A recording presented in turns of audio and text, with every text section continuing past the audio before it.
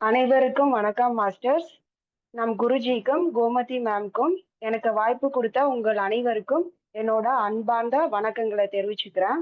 இன்னைக்கு என்னோட புரிதல்ல நித்திய முத்துக்கள் என்ற தலைப்புல உங்களுக்கு சில விஷயங்கள் ஷேர் பண்றேன். அதுல என்னோட புரிதல் தவறா இருந்ததுன்னா அதை கரெக்ட் பண்ணிக்கலாம். ஒரு சின்ன முன்னுரையில இருந்து நம்ம ஸ்டார்ட் பண்ணலாம். அதாவது முந்தி காலத்துல நோவா என்றவங்க இறைவனோட அருளால இந்த பிரளயம் இந்த பூமியில பிரளயம் ஏற்படுறப்ப அவங்கள இறைவன் காப்பாத்துறாங்க. அவங்களோட சேர்ந்து சில உயிர்களையும் காப்பாத்துறாங்க. பிரளயம் முடிஞ்சதுக்கு அப்புறம் நோவாவும் இந்த உயிரினங்களும் இந்த பூமியில வாழ்றாங்க. இறைவன் அவங்களுக்கு பல்வேறு உபதேசங்கள் கொடுக்குறாங்க. அதன்படி நோவா வாழ்றாங்க. நோவாவோட அறிவுரைப்படி அவங்களோட மகனான சேம் ன்றவங்க ஒரு மடாலயத்தை உருவாக்கி இறைவனோட அந்த உபதேசங்கள் படி அந்த மடாலயத்தை ரன் பண்றாங்க. அவங்க ஒரு ரூல்ஸ் வைக்கிறாங்க. அந்த மடாலயத்துல 9 பேர் மட்டும் தான் 9 குருமார்கள் மட்டும் தான் வசிக்கணுங்கிறத அவங்க ஃபிக்ஸ் பண்றாங்க.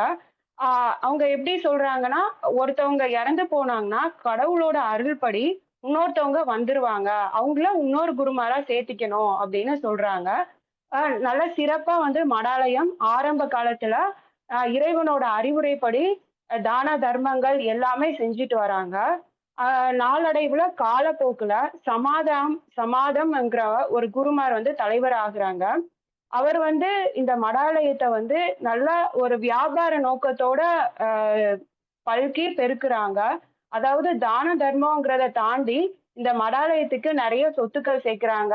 வர்ற மக்களுக்கு மடாலயம் சார்பா நிலத்தை குத்தகை விட்டு நிறைய பணம் சேர்த்து வைக்கிறாங்க மடாலயத்துக்கு.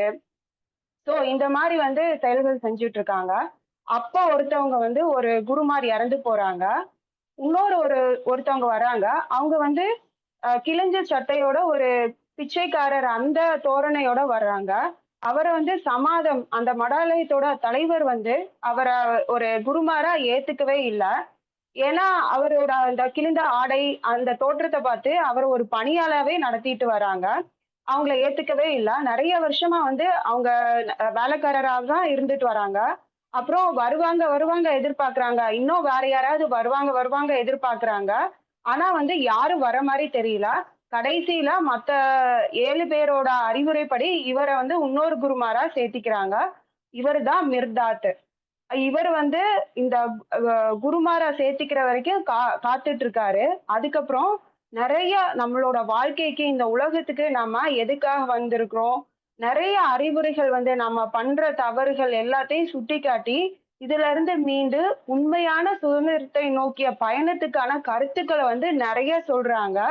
ஆமா, இந்த கருத்துக்கள்லாம் புக் ஆஃப் மிர்தாத் என்ற புத்தகத்துல இருக்கு. இந்த புத்தகத்த ஓசோ கூட சொல்லியிருக்காங்க. இது நெறைய பேருக்கு அவேர்னஸ் இல்லாம இருக்கு. ஏன்னா, இது ஒரு வேத நூலா இல்ல. இது கண்டிப்பா எல்லாரும் படிக்கணும் அப்படின்னு சொல்லியிருக்காங்க. இது சாதாரணமா நம்ம படிச்சோம்னா அவ்ளோ ஈஸியா புரியாது. திரும்ப திரும்ப படிச்சோம்னா தான் புரியும். ஸோ அதுல இருந்து சில கருத்துக்கள் நான் படிச்சத சொல்றேன். ஆ அ அப்போ இந்த மடாலயத்துல வருஷம் வருஷம் திராட்சை திருவிழான்ற ஒரு இது நடக்கும். ஏன்னா, இந்த மடாலயத்துல நெறைய குத்தகை நிலங்கள் விடுறாங்க. அதுல திராட்சை பழங்கள் இதெல்லாம் பயிரிடுறாங்க. அந்த திராட்சை பழத்துக்கு ஆரம்ப காலத்துல நோவா இந்த திராட்சை பழத்துக்கு நன்றி செலுத்துற விதமா தான் இந்த அ சேம்ன்றவங்க இந்த திருவிழாவ ஆரம்பிச்சாங்க. ஆனா, மடாலயத்தோட தலைவர் சமாதானத்தோட அ சில அ அறிவுரைப்படி இத பெரிய ஒரு வியாபார நோக்கத்தோட ஆரம்பிச்சாங்க. ஃபர்ஸ்ட்டுலாம் 1 நாள் தான் இந்த திருவிழா இருந்தது. அப்புறம் வர்றவங்க திராட்சைய மடாலயத்துக்கு காணிக்கை செலுத்துவாங்க. அதோட சேர்ந்து நெறைய பொருட்கள் விக்கிறதும், வாங்குறதும் அந்த மாரி ஒரு வியாபார நோக்கத்தோட இவங்க ஆரம்பிச்சு நெறைய லாபம் மடாலயத்துக்கு அ சேர்த்து வைக்கிறாங்க. சமாதம் இதுதான் உண்மையான வழிமுறை அப்படின்னு நெனைச்சு செஞ்சுட்டு இருக்காங்க. ஆனா மிர்தாத் இத எதிர்க்கிறாங்க. இந்த மாரி நம்ம பண்ணக்கூடாதுங்கிறத அவங்க சொல்றாங்க. அந்த சமயத்துல மிர்தாத் காணாம போயிறாரு. மத்த 7 குருமார்களும் ரொம்ப வருத்தப்படுறாங்க. இந்த சமயத்துல மிர்தாத் காணாம போயிறாருன்னு. இதுக்கு முன்னாடி சமாதான் மட்டும் தான் மிர்தாத்த குருமாரா அவங்க ஏத்துக்காம இருக்காங்க. ஒரு குருவா அவங்கள ஏத்துக்காம இருக்காங்க. மத்த 7 குருவும் இவர தலைவரா ஏத்துக்கிறாங்க. இந்த சமயத்துல வந்து வந்திருக்கிற எல்லா மக்களும் வந்து மிர்தாத்த பத்தி கேள்விப்பட்டு, மிர்தாத் எங்க எங்கன்னு கேட்க ஆரம்பிக்கிறாங்க. அந்த திருவிழாக்கு வந்த எல்லா மக்களும். அப்ப வந்து 7 குருமாரும் மிர்தாத் காணாம போயிட்டாங்களே, எங்கன்னு தெரியலையே அப்படின்னு ரொம்ப வருத்தப்பட்டுட்டு இருந்தாங்க. அப்ப திடீர்னு மிர்தாத் வந்து அந்த கேட்டுட்டு இருந்த எல்லாருமே வந்து ஆரவாரம் பண்றாங்க. எங்களுக்கு குரு வேணும். அவங்களோட பேச்ச வந்து நாங்க கேட்கணும் அப்படின்னு ஆரவாரம் பண்றாங்க. அந்த சமயத்துல திடீர்னு மிர்தாத் வந்து அவங்களுக்கு அ பேச்சு ஸ்பீச் குடுக்குறாங்க. அப்ப எல்லாரும் அமைதியா இருங்க. என்னோட பேச்ச வந்து நீங்க கேளுங்க அப்படின்னு கூட்டத்த வந்து அமைதிப்படுத்தி, இந்த அறிவுரைகள்லாம் அவங்களுக்கு குடுக்குறாங்க. விவசாயிகள பார்த்து சொல்றாங்க. முதல்ல விவசாயிகள பார்த்து சொல்றாங்க. நீங்க எந்த உங்களோட பூமிய வந்து உழுது, பயிரிட்டு நல்ல நல்ல பயிர்கள வந்து உருவாக்குறீங்க. நீங்க உங்களோட பூமிய உழுவதற்கு முன்னாடி, உங்களோட இதய பூமிய வந்து நீங்க உழுதீங்களா அப்படின்னு, உழுது செம்மைப்படுத்துனீங்களா அப்படின்னு பாருங்க அப்படின்னு கூட்டத்த பார்த்து சொல்றாங்க. உங்களோட இதய பூமி கொடிய நச்சு கொடிகளாலும், பாம்புகளாலும், கொடிய நச்சு பாம்புகளாலும், புதர்களாலும் நிறைஞ்சு செம்மையற்று, சீரற்று இருக்கு. அத ஃபர்ஸ்ட்டு நீங்க கவனிங்க அப்படின்னு சொல்றாங்க. இந்த இடத்துல நம்மளோட இதய பூமி நம்ம மனசுல வந்து நச்சு பாம்பு, கொடிகள், புதர்கள் இதெல்லாம் வந்து நம்மளோட கெட்ட குணங்கள வந்து அவங்க சொல்றாங்க. ஃபர்ஸ்ட்டு அத வந்து செம்மைப்படுத்தி நம்மளோட இதய பூமிய வந்து நல்லா சீர்படுத்தணும் அப்படிங்கிறத கூட்டத்த பார்த்து அவங்க சொல்றாங்க.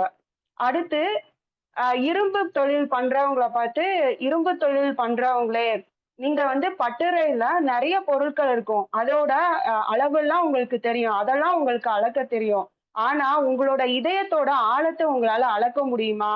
அத முதல்ல அளந்து பாருங்க." அப்படின்னு சொல்றாங்க. அதாவது நாம வந்து இந்த உடல் இல்ல. இந்த பூமிக்கு நம்ம வெறும் எக்ஸ்பீரியன்ஸ் பண்றதுக்காக தான் வந்திருக்கிறோம். அப்படின்ற அந்த உண்மை புரியாம பல்வேறு குணங்களால வந்து கட்டுண்டு இந்த உலக பற்றுலயே நம்ம இருக்கோம்.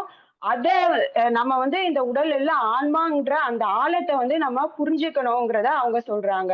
அதாவது இரும்பு தொழில் பண்றவங்க வந்து கொல்லர்கள் இரும்ப உருக்கி பட்டறையில வந்து இரும்ப உருக்கி சம்மட்டியால நல்லா அடிச்சு ஒரு உருவத்த அந்த இரும்புக்கு கொண்டு வருவாங்க. நெறைய ஷேப் வந்து உருவாக்குவாங்க. அத மாரி வந்து மிர்தாத் சொல்றாங்க. உங்கள நீங்க வந்து மன உறுதின்ற சம்பட்டியால புரிதல்ன்ற பட்டறையில உங்கள நல்லா அடிச்சு செம்மைப்படுத்துங்க. அப்பனாதான் நல்ல குணங்கள் பெற்று ஒரு நல்ல வடிவம் உங்களுக்கு கிடைக்கும் அப்படின்னு சொல்றாங்க. இரும்பு பட்டறையில ம பணிபுரியறவங்க சொல்லி இந்த கருத்த வந்து நமக்கு எடுத்து சொல்றாங்க. ரொம்ப அருமையான கருத்தா இருக்கு இது. அடுத்து வந்து நம்ம தேவைக்காக சம்பாரிக்கிறோம், அ பொருள் சேர்க்கிறோம்.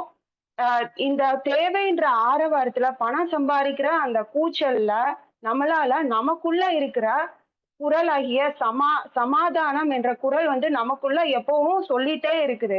நம்ம ஆன்மா வந்து சொல்லிட்டே இருக்குது. அதே சமயத்துல நமக்குள்ள இருந்து உண்மையான சுதந்திரத்தை நோக்கிய பயணம் பற்றிய அந்த அழைப்பு வந்து நமக்குள்ள இருந்துட்டே இருக்கு. உண்மையான சுதந்திரம்னா எல்லா இருமைத்தன்மையில இருந்து விடுபட்டு இறைவனை நோக்கி போற பயணம்ங்கிறத அவர் வந்து நமக்குள்ள இருந்துட்டே இருக்கு. இந்த ஆரவாரத்துல தேவைக்காக நம்ம சேர்க்கிறதையே அதையே பெரிய தேவையா நினைச்சு நம்ம ஓடிட்டு இருக்கோம். அந்த குரல வந்து நம்ம கேட்க முடியாம இருக்கோம் அப்படின்னு சொல்றாங்க. சோ நம்ம வந்து எப்பயும் இந்த ஆரவாரத்துல இருந்து விடுபட்டு இருக்கணும் அப்படின்னு சொல்றாங்க. அப்புறம் வந்து நம்ம மனிதர்கள் வந்து என்ன தப்பு பண்றோம்னா, மத்த மனிதர்களோட புகழ், தோற்றம், வசதி இந்த மாரி அ இந்த மாரி ஒரு சின்ன சின்ன புத்தகங்கள் மீது மட்டும் தான் நம்ம வந்து கவனம் செலுத்துறோம். இதன் மீது மட்டும் நம்ம கவனம் செலுத்தக்கூடிய கூடாது.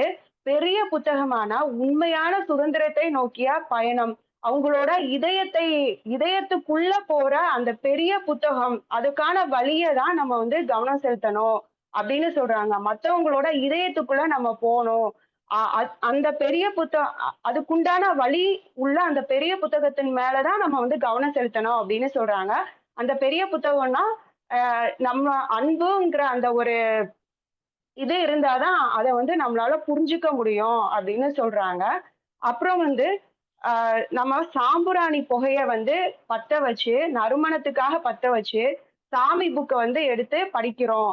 அதன் மூலமா வந்து நம்ம கடவுள உணரலான்னு நீங்க பண்ணிட்டு இருக்கீங்க. உண்மையிலேயே வந்து நீங்க பத்த வைக்க வேண்டிய உண்மையிலேயே வந்து நீங்க சாம்பிராணி வைக்கிறதுங்கிறது, இதன் மூலமா உங்களால கடவுள வந்து உணர முடியாது. இப்படி படிச்சா உங்களால உணர முடியாது. உண்மையிலேயே நறுமண புகை உங்களுக்கு என்னதுன்னா, உங்களோட புகழாசை, வெறுப்பு, ஆணவம், அப்புறம் புரளி பேசுற இந்த நாக்கு, காம கரங்கள், இந்த பார்வை, வஞ்சக பார்வை, அப்புறம் வெறுப்பு எல்லாத்தையும் வந்து எரிச்சு நம்ம இதயோன்ற அந்த சாம்பிராணி பாத்திரத்துல போட்டு எரிச்சு எரிக்கிறதன் மூலமா வர புகை தான் உண்மையிலேயே நம்ம இறைவனுக்கு கொடுக்கக்கூடிய நறுமண புகை அப்படின்னு அந்த கூட்டத்துல இருக்கிற மக்களுக்கு சொல்றாங்க. அப்புறம் வந்து நம்மளோட நம்ம வந்து எப்பவுமே அடுத்தவங்கள வந்து வீழ்த்துறதுக்காக தான் நம்ம பார்த்துட்டு இருக்கோம். நம்மளோட பேச்சாற்றலாலயும், பணத்தாலயும், ஆயுதங்களாலயும் மத்தவங்கள வந்து வென்று நம்ம வீழ்த்திறணும் அப்படின்னு தான் பார்க்கிறோம். உண்மையிலேயே அடுத்தவங்கள வந்து ஜெயிக்கணுங்கிறத விட, நம்மள நாம ஜெயிக்கணும் அப்படி சொல்றாங்க. நம்மளோட மன உறுதியால உண்மையான சுதந்திரத்தை நோக்கிய பயணம் வந்து மன உறுதியா செய்றது தான் உண்மையா நம்ம வந்து நம்மளே ஜெயிக்கிறோம் அப்படின்னு சொல்றாங்க. அப்புறம் வந்து நாம எப்பவுமே ஒரு கால சொர்க்கத்திலயும், இன்னொரு கால வந்து நரகத்திலயும் வைக்கிறோம் அப்படின்னு சொல்றாங்க. ஏன்னா, நம்ம வந்து ஒரு உடல். நம்ம எல்லாருமே ஒரு உடல், ஒரு மனிதர், ஒரு மனம். ஆ இப்படிங்கிறத புரிஞ்சுக்காம பல பல இதா பார்க்குறோம். இப்படி இருக்கிறது வந்து நம்ம நிஜத்தோட நிழலும் சேர்ந்து இருக்கிற மாரி சொல்றாங்க. அதாவது ஒரு கால வந்து சொர்க்கத்திலயும், இன்னொரு கால் வந்து நரகத்திலயும் வச்சிருக்கிற மாரி இருக்கு அப்படின்னு சொல்றாங்க. இது எப்படி இருக்குன்னா, நம்மகிட்ட ஒளி நிறைந்த சிறகுகள் இருந்தாலும், நம்மளால பறக்க முடியாத இரும்பு கால்கள கொண்டிருக்கிறது மாரி இருக்கு.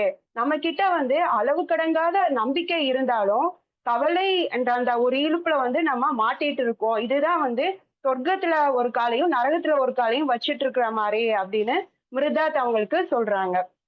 அப்புறம் வந்து உண்மையிலேயே வந்து சொர்க்கம், நரகம்ங்கிறது கிடையாது. சொர்க்கம்ங்கிறது ஒரு மனிதருக்கு சொர்க்கம் கிடைச்சிருக்கு. சொர்க்கத்துல இருக்காங்கன்னா, அவங்களோட நற்பண்புகள், நற்குணங்கள் தான் உண்மையான சொர்க்கம் அப்படின்னு சொல்றாங்க.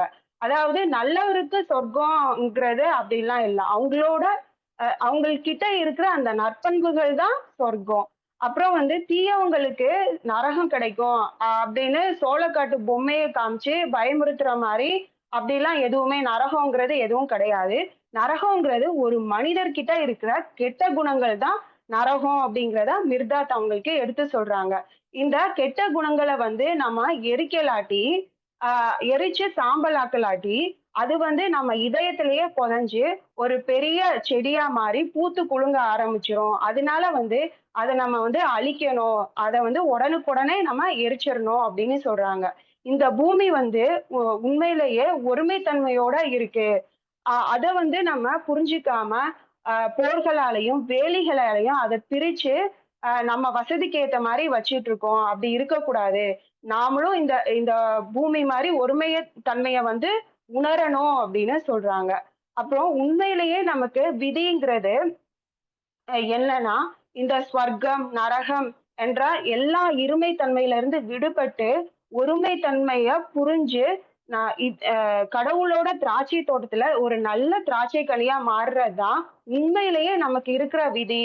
அத மறந்துட்டு வந்து நம்ம பல்வேறு குணங்கள பெற்று, உலகப்பற்று இந்த மாரி விஷயங்கள்ல நம்ம சிக்கிட்டு இருக்கோம் அப்படின்னு மிர்தாத் அந்த கூட்டத்த பார்த்து சொல்றாங்க.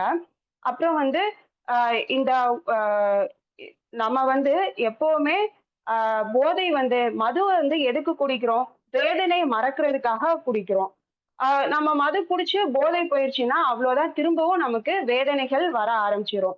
உண்மையான வேதனையிலிருந்து மறக்கிறதுனா, அன்பெனும் அந்த மதுவ நம்ம குடிச்சா, புரிதல் என்ற அந்த போதை வந்து நமக்கு எப்பவுமே இருந்துட்டே இருக்குங்கிறத மிர்தாத் அவங்களுக்கு சொல்றாங்க. அதனால நமக்கு உண்மையிலேயே நம்மளோட அ அ புரிதல், நம்மளோட விதிங்கிறது என்னன்னா, இந்த அன்பும் புரிதலும் தான். அன்பாலயும் புரிதலாலயும் மட்டும் தான் நம்ம விதிய ஜெயிச்சு, நம்மளோட எ இறைவனோட தோட்டத்துல ஒரு கனியா நம்மளால மாற முடியுங்கிறத மிர்தாத் நமக்கு அழகா எடுத்து சொல்றாங்க. அதனால அந்த கூட்டத்துல இருக்கிற எல்லார்ட்டயும் வந்து சொல்றாங்க.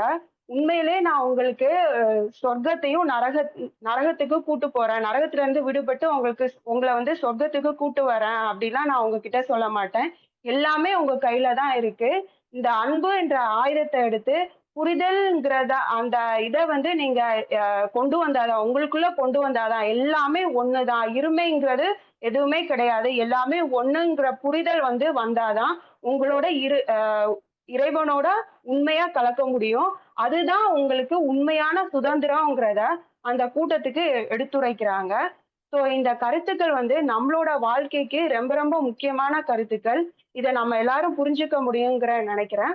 இந்த வாய்ப்பு குடுத்த உங்கள் அனைவருக்கும் என்னோட மனமார்ந்த நன்றிகள். நன்றி, வணக்கம்.